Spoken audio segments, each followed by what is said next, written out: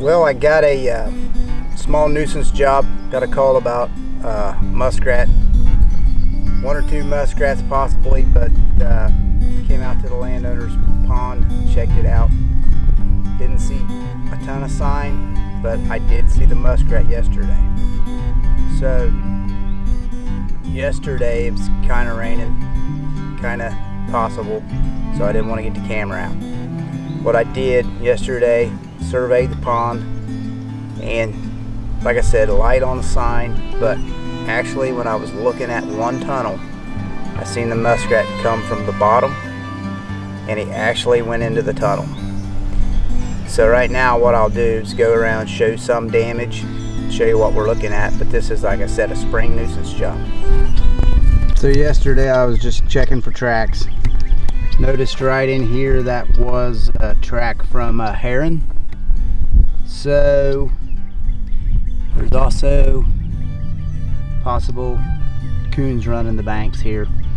So basically I decided against footholds close into the water's edge so that I have no issues with the herons, and I have no coons to deal with right now.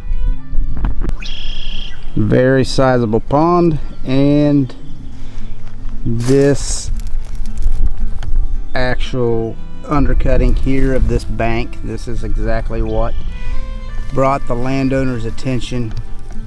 Basically right here is the hole that going back up underneath this dam. So any of this undercutting into this dam here, that's going to let the pond water out at some point in time. So that's why I got the call to come catch what muskrats are in here. This here is more damage from muskrat. I would say some of it was done last fall before they even noticed it.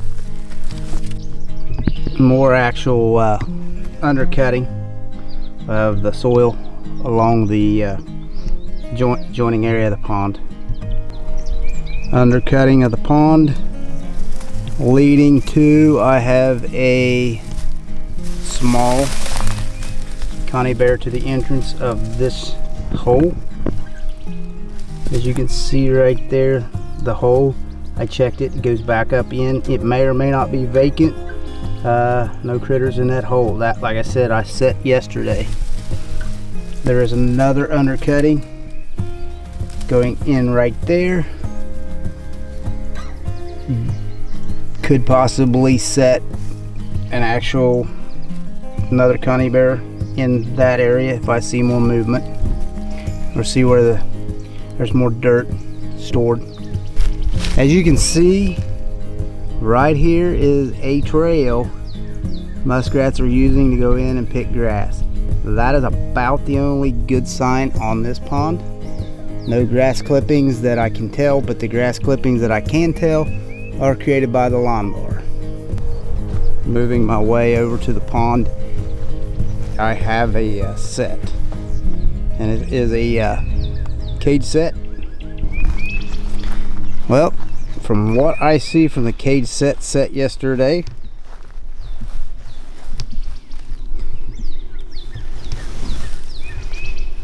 there shall be a muskrat in the cage trap.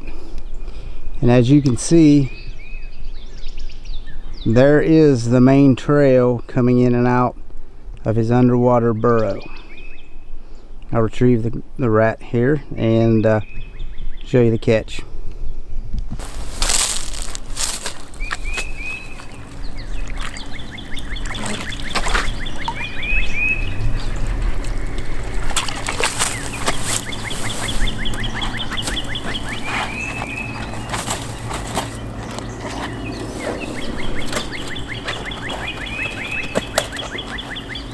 This is the rodent causing the issues in the pond dam. We will reset this trap. This is the issue. They get in under the dams and they actually just undermine, and when that happens, the dams have to be repaired. So Yeah, and streams are not an issue, but when they get in your pond, they can wreak havoc. I'll end up having to wait till the water, the silt goes away, then I'll be able to reposition the cage trap back into the hole just in case there's more, which there could possibly be, but usually one or two can fit in that same trap at one point in time. The colony cage trap is a very effective way to catch your muskrats. As long as you're careful, put it right in the actual run, the mouth of the run where they have to come into it. And how I do that is when I walk the banks, I usually take a long stick or one of the prods that I'm using, and I find the actual run where it goes into the bank and then place the trap.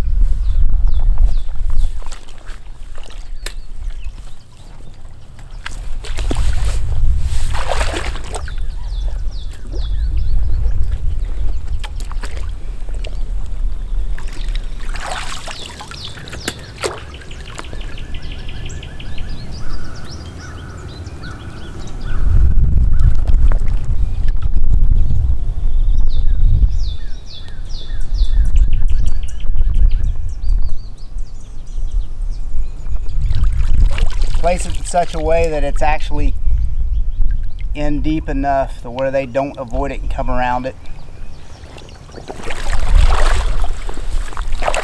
We may just be working with one muskrat, but possibly two. There's not enough sign running the banks to say that there's more than that. Muskrats are really territorial anyway, so they don't really respond well to a lot of extra muskrats. It's too pretty a place to be allowed wildlife to get a little bit out of control. So, you know, that's why landowners are called nuisance trappers, is to take care of what is their own. Okay, muskrat. Colony trap. This muskrat, someone prior to me made this. He could squeeze in here, but in my opinion, this one is a very small, too small really. So, what I do is, here is your wire. I think 5.5 to 6 inches tall is good. So basically you take this wire, which is 1 by 2 wire. I kind of just bend with my hands, which you can make 2 by 4s and bend it straighter, but this here is about 32 inches, which is possibly a little long. This one's 2 feet. So basically if you take a 2 feet colony trap and put it in, you're going to get this muskrat, which is a big muskrat, and you might get an extra. But this 32, you could get several big ones in it, as long as it fit the hole you're putting it in. So this one I'm going to make 6 inches. So I've got it 6 inches tall. I'm going to go 6 inches this direction, and I will fold. I'll fold this wire, which, like I said, 2 by 4 would possibly work better for what you're doing, but you know, I'm just doing it this way, which if I had more time, I would use a 2 by 4 metal brake or something like that to bend this, which once I get this built, then I'll probably end up, you know, bending it just a little square and better. So it's very easy. Once you square this up,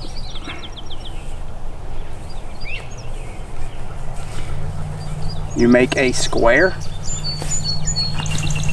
You will take and go 6 inches this away. So this opening here would be just 6 inches. So take this here, 6, go up there to 6, bend this over like so, to form the top, because you're just making a tube.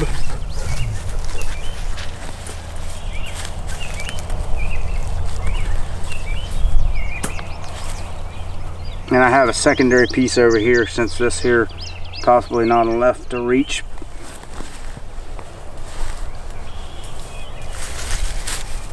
Because you don't want to make it oblong. Take this piece like so, bring it in the top,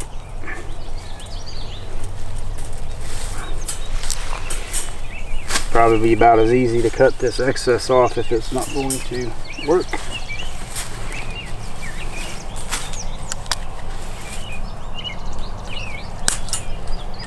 You can pre-measure these out so that everything fits as it folds, but then you'll probably want a metal brake to do that. I just use side cuts. Depends on your hand strength too.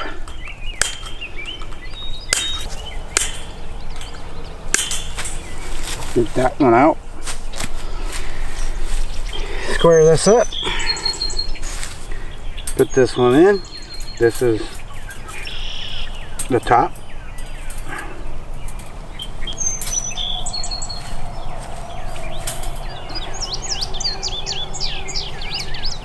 Then these wires up. I left these wires long so that I could fix them, and they'll be part of it that holds these together.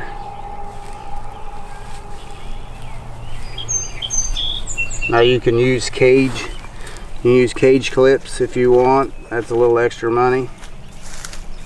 For no more money than it costs, you can just buy the wire and bend the wires over. And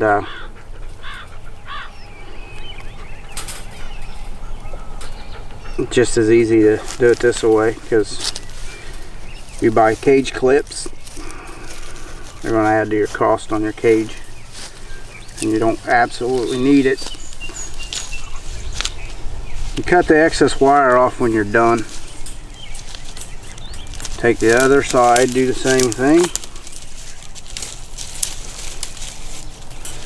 This one was made in that same style, except what has to be done at the end is you take this over very short light and then bend it to a point. That way you don't have it gouging you when you got your trapping gloves on. We'll do that last.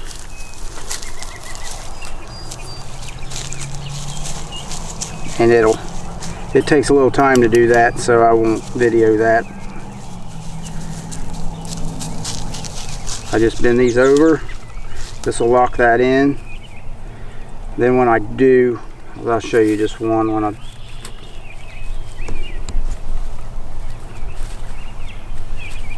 you can weave them in and out. One can go over, one can go in, so on and so forth. Doesn't matter. Just creating a wire cage box. That wire cage box fits into the muskrat den.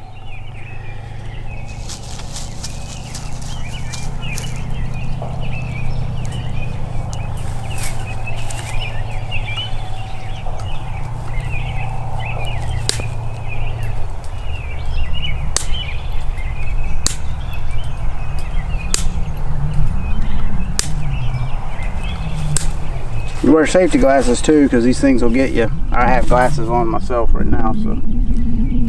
And hold the wire when you're cutting it. So then, last thing is you have the square box. That square box is what fits in the muskrat hole. This muskrat here, if he's made a hole that big, he should have no problems going into this hole. The only problem you'll run into if his hole is a very small hole. But then that's when you go back to using that one.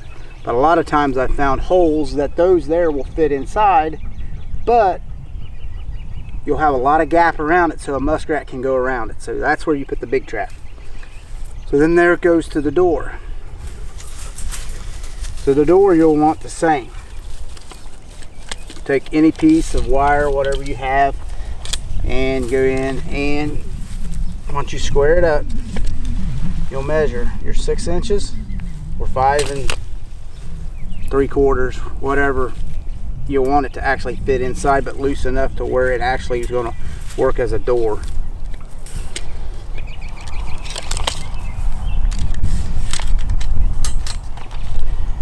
So I'll go a little less, which is possibly going into the 5.5, see how that works out.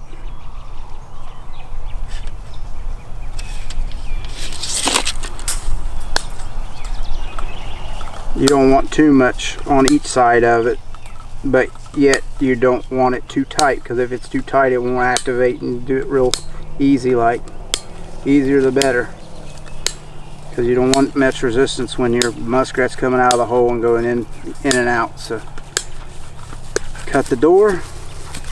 The door has to fit in like such, so it has to be cut just a hair smaller to allow for the side.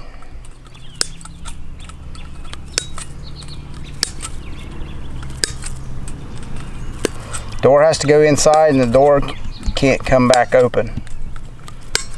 That's the whole trick.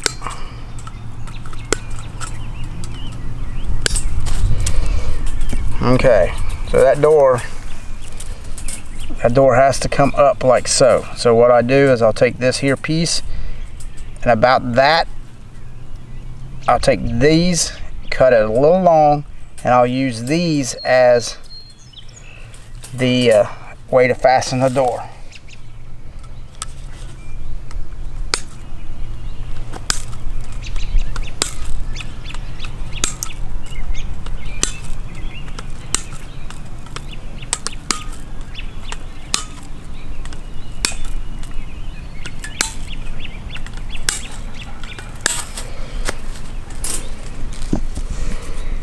Your door will fit inside like so. You'll take your wires that you just clipped along, you take them up in,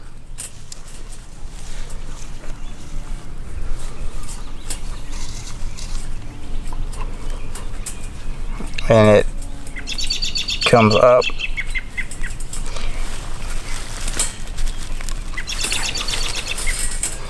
You bring them back up in, and you use those as your hinges.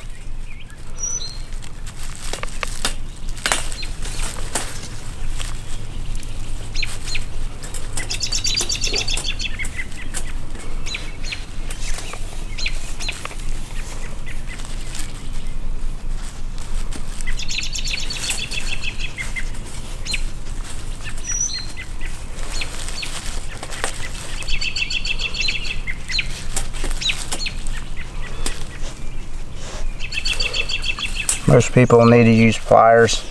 A lot of times I do things by hand. So, as you saw, I've got the door wired up now. The door works in this way.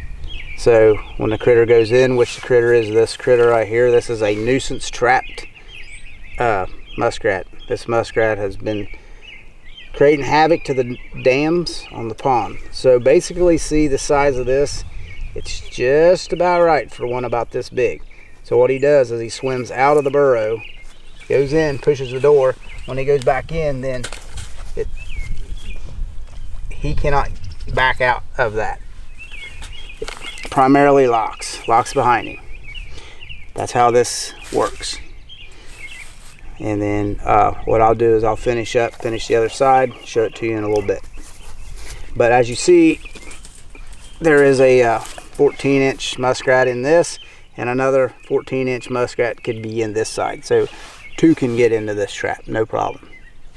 Main thing when bending this wire over is bend it over and bring it right on back through, like so. Like I said, safety glasses, hold it, clip it over. Then, when you decide to put it on the bench, take a pair of pliers and make sure that all these sharp edges are pressed in. That way you're not catching your gloves or hands or cutting yourself. So I can say this one thing here. The doors are approximately 9 inches. The doors are made to where they flip up, drop down on their own after the animal has entered, drops down. And these traps, like any other trap, you need to tune them. When I mean tune them, is make sure before you go to place them that there are working doors. Nothing's getting them hung up like they need to be. Everything needs to be bent correct style. That way there's nothing hanging up and they fall and open. So basically, as I measure this with the doors installed, you have, when you have a 32-inch colony, you will have approximately 19 inches of room still in that colony trap. That way the muskrats are able to enter but not exit. One other thing I do to my colonies is I will take a piece of wire and I will wire a handle on the top. Wire that handle on the top, and then basically whenever I go to set it, that kind of gives me something to pull up, pull it out of the den. And actually a secondary wire wouldn't hurt, actually staked off to the bank. That way you do not lose it in any manner. So hope this video has been a little bit of informative. It's just an easy, quick way. I mean, yes, you can use the cage clips. Cage clips would probably help out in certain situations, make it all faster, but this way you can do it without anything other than what you may have bought. The finished colony trap.